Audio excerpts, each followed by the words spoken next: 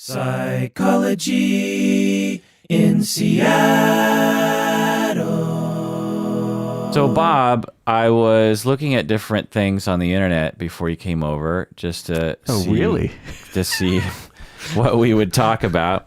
And one of the things that popped up is an article about introversion, 32 things introverts wish you knew on Psychology Today, written by Sophia Dembling. Oh. And I thought we would talk about introversion and extroversion. What do you say? I'm in. And maybe, what? I'm introverted. And then after, well, we'll see what this test says. And then if we have time, we'll get into maybe some other articles. This is the Psychology in Seattle podcast. I'm your host, Dr. Kirk Honda. I'm a therapist and a professor. Who are you, Bob? I am your friend from graduate school 25 years ago and a therapist in practice in Seattle, and got to watch you play in your band last weekend. Yeah. That was cool. It was a fun show. So I thought to start off, we would establish how extroverted and introverted you and I are. Oh, okay. I found a very, very short test. It's on this website called testyourself.psychtests.com. And there's a very short 10-question thing on extroversion, introversion. And what's the rating scale? Like, are you a 10 extrovert? Is that kind of how it works, or what? It gives you, so it's a spectrum. Right. And so I think 100 is extroverted completely and 0 is introverted completely. Okay, let's pre-test. Let's pre-guess what our results are going to be. Well, I just did it, so I know what mine is. Okay. But what do you think yours is going to be? Okay, tell yourself what you think mine's going to be and say it in your head, and then I'm going to say mine in my head. And let's compare. What I think you're going to be, yeah, based on what I know about you. Okay, I have a number. So 0 is completely introverted. Right. 100 is completely extroverted. 50 is right in the middle. Right. I would think you'd be a 45. Really? Yeah. I was thinking 30. Okay. Well, we'll see. Yeah, we'll see. I mean, I don't see, so what do you think mine was? And again, this isn't like a super detailed test, but I think it kind of gets at the gist of it. What do you think my number is? 75. No, I was 56. 56? Yeah. Good Lord, what's 100 look like? Well, I'm fairly introverted. I'm fairly extroverted for sure. Yeah, that makes sense. Yeah. But I'm actually fairly introverted. I like doing things on my own. That's true. You do. I go to movies. I never get invited to those. I go to movies by myself. I'll go for walks by myself. I watch TV shows by myself. My wife is also probably more introverted than I am. Yeah. And so there's no argument there, right. But I'm also fairly extroverted in that I like hanging out with people. Yeah. I like crowds to some extent. Mm-hmm. I like to travel. I like to do things. I like to have conversations. This podcast, I prefer doing it with other people. Yeah. So I should be clear. Introverts don't. It's not that they don't like to socialize. No. So what you and I are doing right now is actually compatible with introversion and extroversion because it's two people talking. Right. Introversion would be incompatible if I had like 10 people. Right. So I was attracted to marriage and family therapy, which is sort of an extroverted tendency. But I also love individual therapy. Anyway, so let's go through these 10 questions. Should we define terms? Because the way I understand introversion, extroversion is not being a loner. It's right. I get my batteries charged by being alone. That's an introvert. And extrovert, I get my batteries charged by being with others. Yeah, that's one heuristic for sure. What do you think? And I think that's if you ask that question to people, do you recharge your battery by being alone or do you recharge your battery by being with other people? So I think that's one thing. Another thing is your orientation and the if you think of all the things that you naturally enjoy doing, like that you feel like you're not forced to do, and you sort of catalog all those. And it's important to remember that everyone's on a spectrum. Like no one's entirely introverted, no one's entirely extroverted. So you think about like how many parties do you like actually look forward to going to? Right. How many parties do you actually organize yourself and plan yourself? How that involve more than 3 people? Right. How much time during the day when you have free time do you spend by yourself Right. as opposed to with larger group? So, but the thing in the middle that doesn't really tell you if you're introverted or extroverted is if you like to hang out with your friends and your spouse and your kids. There's nothing extroverted or introverted about talking with your spouse or watching a movie with your kids or hanging out with your parents. Right. There's nothing extroverted or introverted about that. And I think people mistake that for being extroverted. Introverted people have attachment needs just like anybody else. They just tend to like smaller crowds. They tend to bond and their leisure activities tend to involve smaller crowds, less chaos, that kind of thing. Right. So that's the way I would look at extroversion. Okay, sounds good. Now we got terms defined. So number one, so you have to, the spectrum is 1 through 5 here. Completely true, mostly true, somewhat false. So right in the middle. Mostly false, completely false. So you got completely, mostly, somewhat in the middle, which is kind of a weird way of putting it. Mostly false, completely false. Got it. I tend to be reserved when dealing with people I don't know very well. Mostly. Mostly what? Mostly true. Mostly true. I enjoy small talk. Mostly false. Mostly false. Really? You seem like a small talky kind of guy. No, I don't like small talk. You don't like it. No. Like at the grocery store, you banter, I can banter at the grocery store. but you don't like it. Not really. Really? I don't. It's not You'd rather just like I'm thinking about meeting new people. The grocery store is one thing because it's a short interaction. because you banter more than I do. Oh, really? I feel like. Oh, okay. Well, maybe I do. But at the grocery store, it's like a minute. Take me to a party with strangers, depending on the circumstance. Small talk's really hard for me. Hard for you. I do not like doing it. So like beyond the banter, getting into like, what do you do for a job? Now what? How about them Phillies? Okay. Yeah. That's interesting because you seem like a very comfortable dude to me. Number 3, when I go out, it's usually with a large group of friends. No. Oh, this is most of the time, often, sometimes, rarely, almost never. These days, rarely. I would consider myself an outgoing person. True or false? Somewhat. Somewhat. So that's right in the middle. Oh, wait. Somewhat true, somewhat false. Do I get a middle? That's the middle. What's the question? I would consider myself an outgoing person. I'm in the middle on that one. Okay. If it's available. I eagerly share my thoughts and feelings with other people. Eagerly. So this is most of the time, often, sometimes, rarely, almost never. Almost rarely. Yeah. I am very talkative. Most of the time, often, sometimes, rarely, almost never. Okay, question. In my role at work, I'm very talkative. Yeah.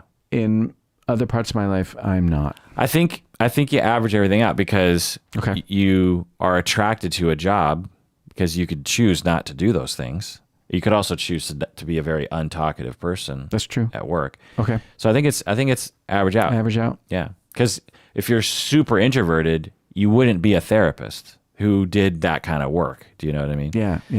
And I should be clear about that. You can be an introverted therapist for sure and work effectively with people. Right. But teaching a class might be a little much for an introverted person. Well, no, I'm not going to say that. Say, right? Because there are good teachers that are. I have a friend that's a great teacher. Yeah. Really introverted. Yeah. I'm going to forget everything I just said because I know introverts who are absolutely teachers, and when you watch them, they're very energetic teachers. Yeah. And very seemingly outgoing. But as soon as they get a chance, they go home and they isolate. Okay, that's you. That's more like me. So maybe so when you think about the whole picture, given that, I am very talkative most of the time, often, sometimes, rarely, almost never. Sometimes, okay. It takes me a lot of time to feel comfortable opening up to other people. True. Completely or mostly? Mostly true. Mostly true. I get bored when I'm by myself. True or false? False. Mostly or completely? Mostly. When I have some free time, I almost always like to do something with others, usually like to do something with others, sometimes like to be with others, but also enjoy spending time by myself, usually prefer to spend time alone, almost always prefer to spend time alone. Sometimes one, sometimes the other, the middle one. Okay. Last one. Other things being all other things being equal. That's a weird phrase. Yeah. Other things being equal, I almost always prefer working in a team. Usually prefer working in a team. Enjoy both teamwork and working alone. Usually prefer working alone. Almost always prefer working alone. Almost always prefer working alone. Yeah. That's a... So you thought your score would be 30. Yeah. Let's see what it is. Yeah. 27. Oh, I rule Yeah. at introversion. At introversion, guessing. Yeah, that's interesting. Subscales, sociability. So I don't have access to that. But yeah, that's interesting. Okay, well, you really do know yourself. Well, it's interesting to ask that question of other people. How extroverted or introverted do you think they are? Because I'm guessing there would be this natural bias towards the extroverted side because we're not around each other when we're being introverted. Right, good point. That's a great point. You thought I was higher, right? I did think you were higher. I said 75. Yeah. And I thought you were higher. So that must be, that's interesting to think about. Yeah, that really makes sense because, when I'm hanging out with you, we talk, we chat, it's fun, we get along, it's good. But then both of us retreat to our corners. And, yeah, for weeks at a time.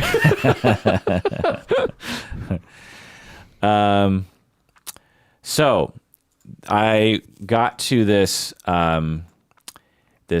article on Psychology Today, 32 things introverts wish you knew. Thought we'd go over them. Yeah. Number 1 here. I need time to think things we just talked about before I can give an answer. I don't do well off the top of my head. Is that true for you? Like I'm thinking it through. If it's like something... It's sometimes true, and sometimes the top of my head is probably best. Yeah.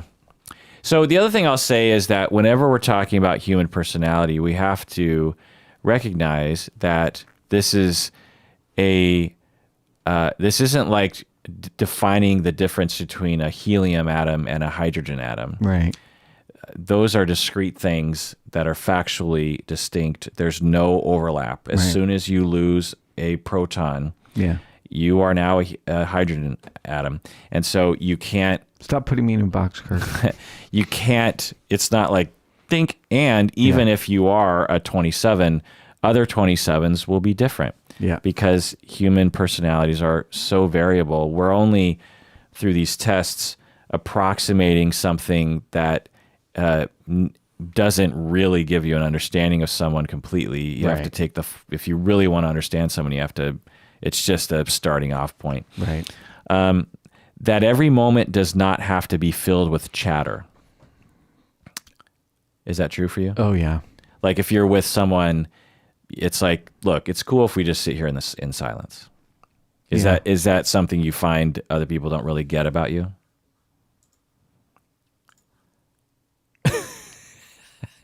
Off the top of my head, apparently we're not going off the top of my head. It's funny because I'm combing through and I'm thinking about things, and I think I can get uncomfortable with silences at the same time as I don't need every moment to be filled with chatter. Yeah. But I don't think that one is the same as the other. I think I get a little bit of social anxiety. Right. And I don't know if that's the same as... It's not. It's not. Because for some people, extroverted, when they're with people, they get pleasure from back and forth banter, even if it's chatter. Yeah. And super extroverted people, that's what they want to do. They want to say something and they want you to say, they get a lot of enjoyment from chatter with a bunch of people. Mm-hmm. Not wishing to talk on the phone is not rude. It's not rude. It's not a character flaw or a psychological problem. So is that you? Oh, yeah. So you don't want to talk on the phone? No, not anymore. In fact, when I retire, I'm chucking it in the ocean. I'm going to get a can and a string. And if you don't have the other can, you can't talk to me. Yeah, that's an interesting one because I feel like more and more as communication doesn't require a phone. Because, when we were growing up, you had to talk on the phone. You had to. There was no other option. No. if you were going to meet up at a party, you had to call your friend on a phone and go, "Where's the goddamn party? Where are you?" And they had to be near a landline, which meant they had to be home, which meant and usually houses had one line. Yep. So hopefully, and we're both old enough to remember a day when they didn't have call waiting. Oh yeah, we never had call waiting. Oh, you never had call waiting? No. We got call waiting when I was a teenager. Wow. Thank God, because then I could be. I was literally on the phone with my friends for hours and hours and hours till like 5 a.m. Yeah. Anyway, so now that we can communicate through text and email and other methods, it does, because I definitely have people that will just call me, like when they easily could have just sent me a text. Yeah, right. And And you're annoyed. well, so I'm a 56, right? So I'm right in the middle. So part of me is like, I was sort of in a nice, safe place, Right. and this call throws me into this social world Right. that I don't want to be doing right now. But lately, I feel like I was erring too far on that side, and lately I've just been like yesterday I called my wife twice for things that I easily could have just texted her about. Oh yeah. And it's kind of nice to just get more information and not have to worry about, am I coming across like the way I should be, or Right. is all the information, am I missing something? Anyway, so that's an interesting litmus test is, would you prefer to never talk on the phone again? Now, obviously, if your spouse is out of town and you really want to talk to your spouse on the phone, that's a little different, I suppose. But anyway, because I think a lot of what this is referring to is like random acquaintances, work, friends that you haven't talked to When in a I while. keep in touch with my family on the East Coast, is it by phone? No, text. Really? Yeah. Yeah. Okay. Introverts are not lonely. Is that something? Oh yeah, that's not true. Yeah. Right. I mean, they're not lonely. Right. Yeah. I mean, they could be. They could be, but but extroverts can be lonely too. Yeah, everybody. Yeah. Right. Right. There's this myth that introverts are lonely because they don't like attachments, but of course they do. No, that's crazy talk. Skipping down here. That we need alone time to recharge. It's nothing personal if I go off to be by myself. Is that true for you? Yeah. Yeah, I mean, I guess it's half true for me too, for sure. There's definitely a thing about that where if I have a bunch of chaos in my life, I tend, like, my band played on Friday, Right. and the next day, I didn't want to do anything social. I was with my wife, but Yeah. I didn't want to. If someone invited me to something, I'd be like, I interacted with hundreds of people the night before. Yeah. Like I can't. You're good. I need to scale back. Right. I used to. It's not so much true now. I used to have one day off a week where Colleen was at work on Mondays, and I like my day off alone. Yeah. Yeah. Maybe that's another litmus test of like, when you have a day off, what do you want to do? Right. And when you count up all the days off that you have, how many of those days do you just be like, oh, I can't wait to just be by myself? I mean, that's not the phrase you say, but the activities that you are in your head. Yeah. So do you feel like you recharge when you're alone? Yeah. Yeah. It's funny though, because I wish I had, I'm going to say something hypocritical. I wish I had more contact with my friends. Like, Well, you're a 30. You're 27. I'm You know what I mean? 27. You're not entire. That's the whole thing here. Yeah. So 30%, almost a third of your, a quarter to a third of your personality is extroverted. Extroverted, right. It wants, that kind of thing. Plus, it's a separate thing to say, I wish I had contact with my friends, because that's not necessarily introverted, extroverted. No. That could just be typical American, hardworking, isolated life. Yeah. That leads to that kind of lifestyle. Right. And, but has nothing to do with introversion or extroversion. It just has to do with attachment. Right. So that's just something to point out. But too many people in one room is draining. I can do it, but I need a nap after. Is that true for you? No. Yeah.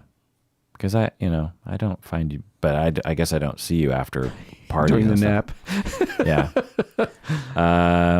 Let's see. So I think, here's one. No, I'm not mad. This is my happy face.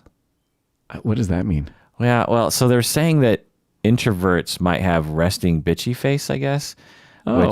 which seems a little weird to me. I mean, psychology today is hit or miss. Yeah, hit or miss. It's funny. I'm thinking about somebody I know who's an introvert, and I would never say she had resting bitch face, but her face can be a little bit flat. And I've never gotten the feeling that she was annoyed, but I could see where that could have an impact on me or somebody else spending periods of time with her. Yeah. Like that's that Edtronic stuff about still face, the still face experiments. No. Oh, yeah. With babies? Yeah, with the babies? Yeah. Yeah, you know that, right? So, like, still face could have that impact. It could give a message. I don't know if I'd call it resting bitch face, but it might be that the expression is not, on the outside. Right. Extroverted people see, the other thing is that not every behavior can be explained through the extroversion introversion spectrum. Right. There are other things that can lead to non-expressive faces versus expressive. For example, avoidant attachment style. Right. You're less likely to care about what other people are thinking or doing, and so your facial expressions are going to be a little bit more flat. Right.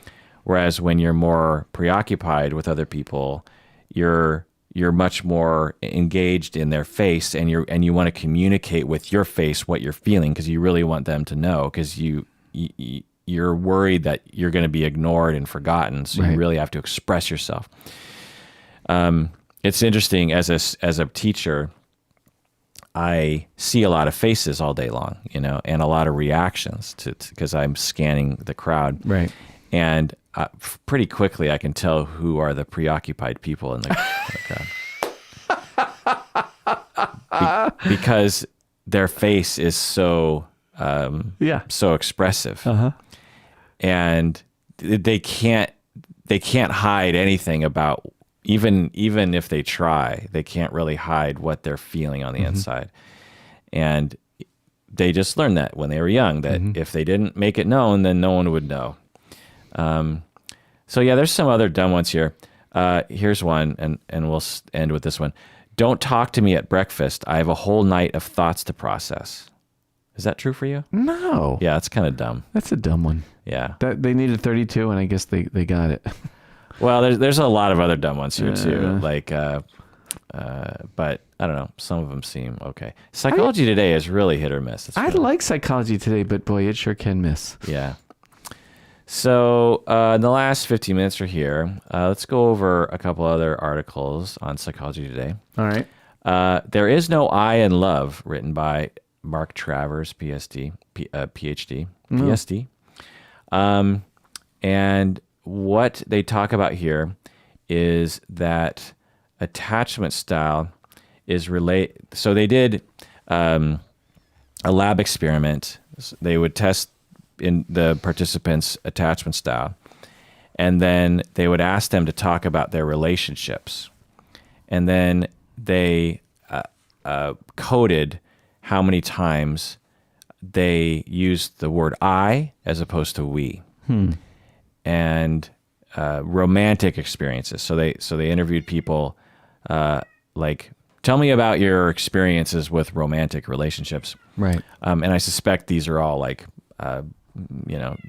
University of California, Riverside students, but, they're autobiographical narratives drawn from, So what do you think in terms of the spectrum of insecurity versus security, attachment, avoidant, preoccupied? Is there a difference between using I statements as opposed to we statements? I'm curious what they found out, and I'm curious when whatever they found out has any meaning. I would say that avoidant people are more likely to use I statements than we statements. Preoccupied people maybe are going to use more we statements, but not necessarily. So I don't know if I buy the premise here. Do you? Yeah, I was going to get to that. psychologists and I guess psychology today likes, because there's a lot of different tests and studies that one can report on in psychology today. Yeah, that's true.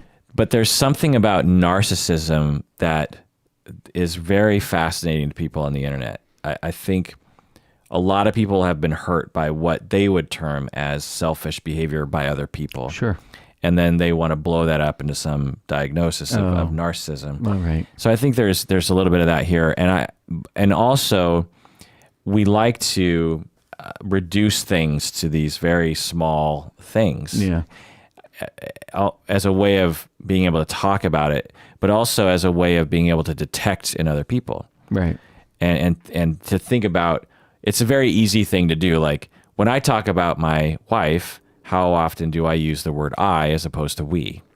When my wife talks about our relationship, how often does she use the word I as opposed to we? It breaks it down into this numerical thing and is seemingly interesting or helpful or gives us some power over things that we ultimately have zero power over or very little power over. And so, yeah, is that what you're talking about? Yeah. Yeah. I don't know that I or we has any meaning when it comes to the way people talk about their... Yeah. And what's the effect size? But what they did find was that both anxious and avoidant attachment styles used I talk as opposed to we talk. Mm-hmm. Why do you think that would be? Because both are ways of dealing with safety of self. Right.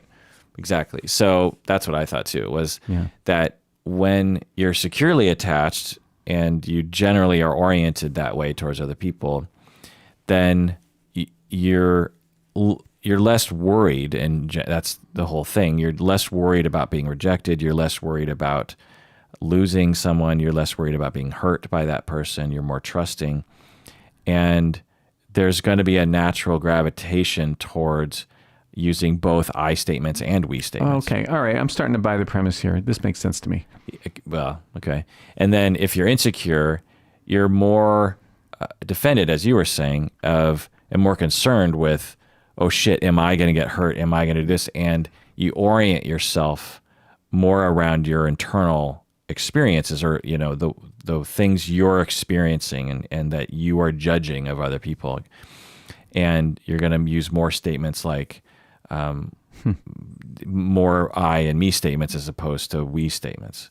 But I thought the same thing. I thought preoccupied people would be more we. Yeah. Now that you're saying it, though, it sort of makes sense that they're not. Right. Yeah. Because preoccupied people tend to be more enmeshed. Right. And more overlapping with other people. And I think that's still true, but they're only enmeshing because, and that's something that I teach about in my classes when I do family therapy concepts, is do not mistake enmeshment with love and attachment and bonding. No. Enmeshment is just another orientation of coping with anxiety and stress and distance. Right. You get rid of the selves, you eliminate the selves in other people, and you just become in this, it's pseudo closeness, but it's not really closeness because neither of you is really there. Yeah. And neither of you is really contacting the other person from truth and from yourself. You're contacting the other person from these relationship rules. Right. Nicely put. And so people will mistake, and it's interesting. I've talked about this on the podcast before.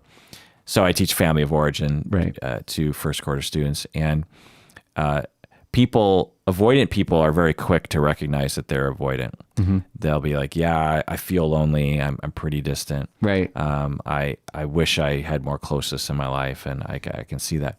Preoccupied people or enmeshed people, preoccupied people can be pretty good about identifying it, but the enmeshment is harder for them because the enmeshment eliminates over time the ability to evaluate the relationship on its face. Yeah. And the person in the enmeshed relationship everyone in the relationship has sort of beaten themselves out of the process of evaluating whether or not this is a good thing or not, because to preserve the closeness that they had to do that.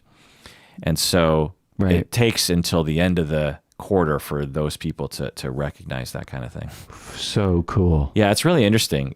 You teach the class enough times, and it's almost like, I bet you anything, the numbers are almost identical every single time. Because I have about 15 students in the class every time. Right. And it's always like, 3 students are going to do this, 3 students are going to do that, 5 students are going to do this. Because there's this natural shuffling of attachment styles and upbringing that it just becomes like clockwork. It's bizarre. Amazing. I mean, when I meet the students for the first time, I have no idea which one you're going to be. Yeah. But in all likelihood, there's going to be 2 of you and sometimes I even talk about that at the beginning of the quarter. I'm like, 3 of you are going to be the talkative people in this class. and everyone else is going to both appreciate the fact that you're filling the space for them, and also resent you because you're talking a lot and you kind of like talking.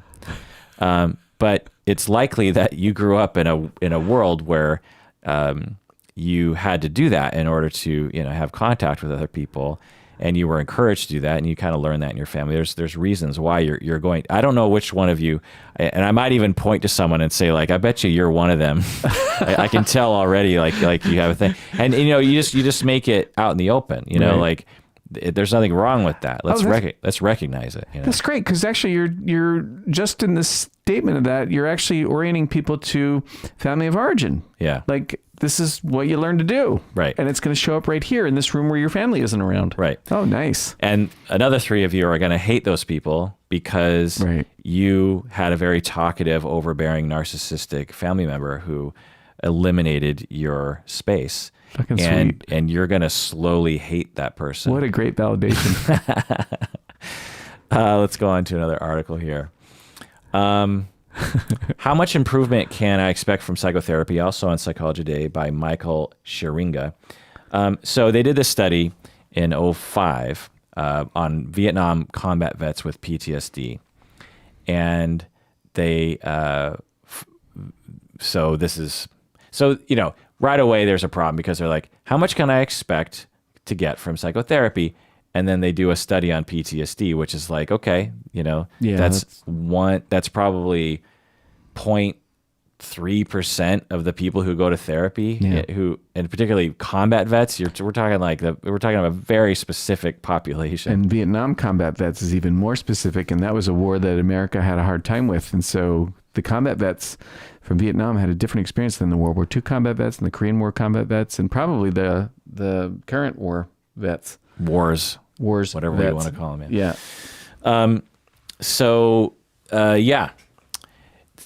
But let's look at the study. It's because I think it's a little interesting. All right. So 62% of the sample had high symptoms, 34% had moderate, and 4% had low symptoms. What percentage reduction of symptoms did the high symptom group have? What was the therapy? I don't know. Was it some kind of P? Must have been a PTSD, therapy exposure regimen. or cognitive processing or something like that. Probably a competent style. All right, I'm fair just enough. hoping. I don't know. Well, one would hope. Yeah, I don't know. What do you think? Analysis. So what percentage of Okay, so the high symptom people, what percentage had a benefit? What percentage overall average percentage reduction of symptoms did that group have? So 0 to 100, right? Let's say 50. 16. 16%. It's not very good. No, it isn't. I mean, it's something.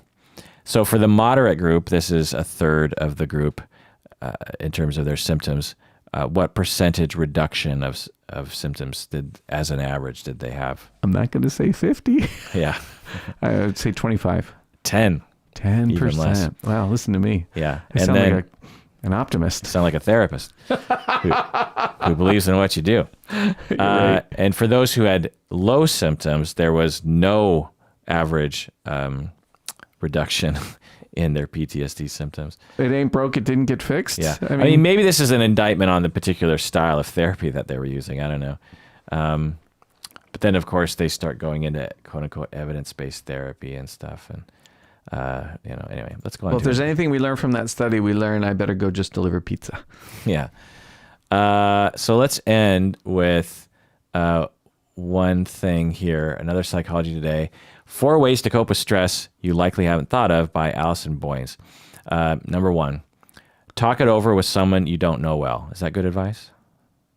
Depends on the someone, I guess. Yeah. What do we think the point of the someone I don't know well is? I think it's like the way I just read it's like you have someone you know well, and that's great to talk with them. Yeah. But sometimes it's good just to, someone that you don't know that well, and just get some shit off your chest, because there's a different way you talk to them, because they don't really know you and they don't really know the situation. Maybe a kind of candor that can emerge. Okay, Yeah. I got it. And I find myself doing that more and more, and like afterwards going like, you said stuff to that random person that you wouldn't say to most people close to you, or it would have taken longer to have gotten there. Yeah. So I think there's something kind of nice of like, well, I don't ever have to talk to you again or much ever. And so I'm just going to let this out. Right. I think, and you just figure there's not going to be a lot of consequences to this, because we're not involved in each other's lives. Right. Similar to therapy. That's interesting. Number 2, make a less well thought out decision. And this is ways to cope with stress? Yeah. Oh, I like that. I can understand why people might balk at that, but I like it because I think stress makes people overthink. And so less well-informed is probably informed enough. Just do it, kind of a thing. Number 3, consider not doing something you think that you have to do. Yeah, great. Yeah. Why be rigid? Well, I also think it's like, let's see, if I have to do X, I don't want to, or So I saw this as 2 things. One is why be rigid, but I think it also is saying, I don't want to go to that party, so I'm not going to go. Right. I think that's good advice. Well, the thing is both of those, the second one and the third one, are forms of exposure. Right. To not perfectionism and not having to be all to end all, and whatever it is. Yeah. Right. Number 4, try advice that seems too basic to be helpful. Well, I don't know. That depends. Yeah. Could be really bad, stupid. Was it from Psychology Today? Well, the example one they gave is, how is sleeping on this decision going to help me? Well, that is kind of dumb. Going for a walk or doing a fun activity for the afternoon isn't going to take my problem away. Yeah. Yeah. And? But I like that, because it's just like, because I think people get bogged down of just like, look, going for a walk isn't going to solve this problem, but it might really help. Yeah. Like there might, be bogged down in like nothing, in order for me to consider doing something to solve this problem, it has to be this monumental, obvious thing that's going to solve it. And maybe a bunch of little things will like help find wisdom or get you through the tough day so that tomorrow you can get your resilience back, or, who knows. Einstein swore by that. Guy took naps. He took naps to... So did Edison, apparently. Oh, well, they say people that nap live longer anyways. I take a shit ton of naps. Oh, yeah. Big napper. Yesterday, I napped for almost 2 hours. Oh, lucky man. It felt good. I had 10 minute snoozer. Did it feel good? Oh, yeah. That's a power nap. I take a lot of power naps. Oh, you do? Yeah. Yeah. So, but this idea of taking advice that, I don't know. The premise is that the person that's reading this article has no experience whatsoever. So advice like go take a walk would be dumb advice. But I don't know. I feel a lot of us, that'd be sort of commonsensical. Yeah. Yeah. I'm annoyed by that article there. Yeah. Well, there you go. Well, Alice Boyes, PhD, you just annoyed Bob Gettle. So that's just you're just gonna have to deal with that, Alice. Well, that does it for that episode of Psychology in Seattle. Thanks for joining us out there. Please take care of yourself, because you deserve it.